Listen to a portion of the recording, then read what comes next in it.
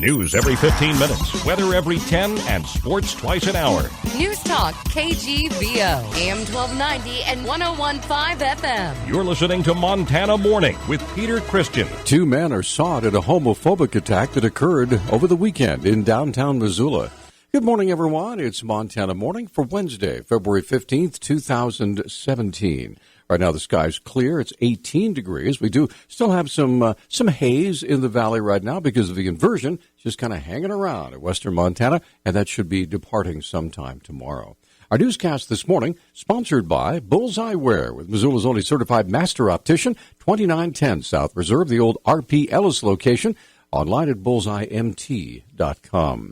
2 men say they were attacked late last Saturday night outside a downtown Missoula bar on Ryman Street. According to Missoula Police Public Information Officer Travis Welsh, the attackers reportedly used homophobic slurs before punches were thrown. The victims related that as they were walking down the street, these 2 males passed them, and as they did so, they made offensive comments. And as the victims turned around, one of them was punched in the face. He went in to ask for help, and when he came back out, the other male was being assaulted by the same 2 suspects. Welsh says the 2 victims suffered minor injuries and the police are still searching for the suspects. One is described as a white male adult in his 40s, approximately 6'1" to 6'2" tall. It was said to be of slim build, bald or balding with a long hanging chin beard. His chin was said to be pierced with a spike stud. He was wearing a Fox brand black and white baseball cap. Suspect number 2 is described as a white adult male in his mid-30s, 5'6" to 5'8" tall. He was said to have a stocky build and had light facial hair. He was described as having dirty blonde hair and was wearing a gray baseball cap. Details about the slur used during the assault have not been released because police are using that information in their investigation. Right now, police are looking for eyewitnesses or video footage that might help to identify those suspects.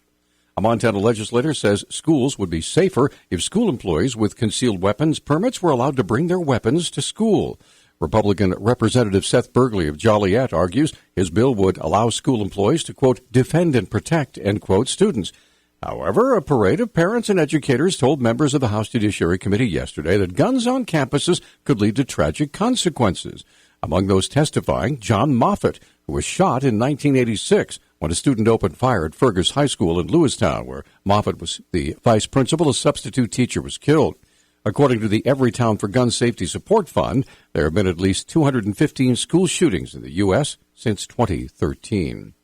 After over 20 years in law enforcement, Missoula County Undersheriff Jason Johnson has announced his retirement to go into business. Johnson said his retirement was effective Monday. Yesterday, Johnson looked back at what he'll miss most. The things I'll miss is the camaraderie that's shared among law enforcement and all the staff that works there at the sheriff's office. It's a very difficult world to work in. They deal with tragedy every day. So when you have that kind of experience, you really grow to love those folks like a family. Johnson said the hardest parts of being in the sheriff's department were also the most rewarding. When you're helping a family through the tragedy of a loss as a coroner or hunting down a suspect on a sexual assault case, that kind of thing, I'll sort of miss that level of service to our community. Sheriff T.J. McDermott will be appointing a new undersheriff after meeting with his executive staff and interviewing interested parties, and he expects the process to be completed by the end of the week.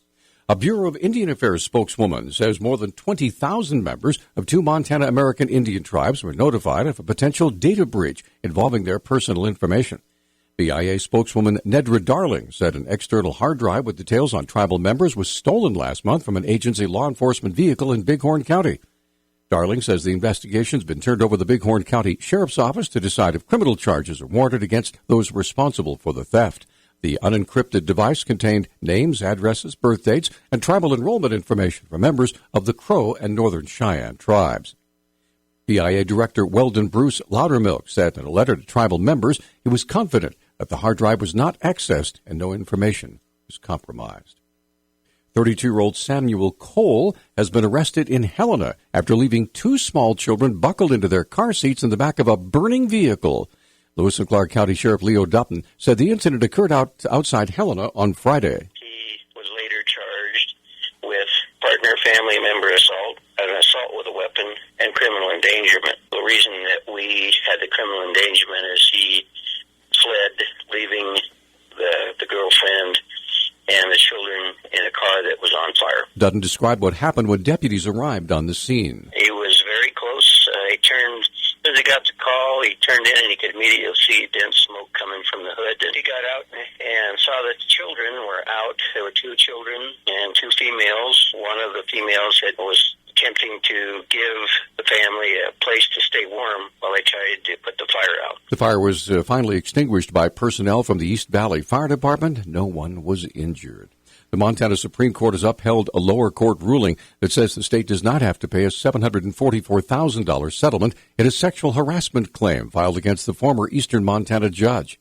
Justices ruled 5-0 yesterday in denying an appeal filed by Charlene Berdahl, a former court reporter for District Judge George Jerry Huss of Forsyth. Berdahl filed a sexual harassment complaint against Huss with the Montana Human Rights Bureau in 2014.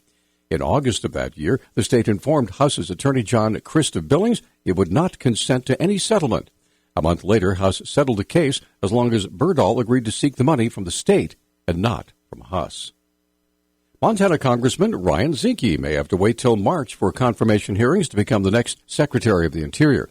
As the confirmation process drags on, though, there are now more candidates vying to replace Zinke in the House, including Democratic primary candidate Gary Stein, a Sentinel High School teacher from Missoula. I really don't think that I would appeal to just Democrats. I don't think of myself as a Democrat. I think of myself as an American citizen and who happens to live in Montana and is very concerned about really sort of the disintegration of civic virtue and competent public service.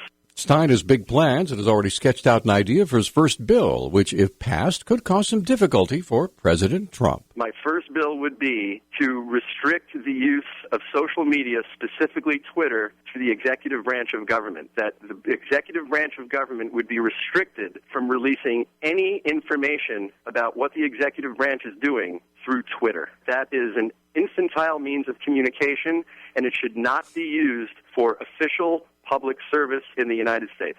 Stein and many other primary candidates are in a holding pattern until Zinke's confirmed. Within 90 days of Zinke's confirmation, a special election will be held. The primary election results by both Democrats and Republicans are expected within a few days of Zinke's confirmation. Newstalk time now, 6:12. Newstalk, KGVO. Missoula's official weather station. Hazy sunshine today with increasing clouds through the afternoon. Temperatures will be in the mid to upper 30s. Mostly cloudy tonight with our lows in the mid-20s. A wintry mix of rain, snow with pockets of freezing rain Thursday. I'm meteorologist Brooke Foster, KECI 13.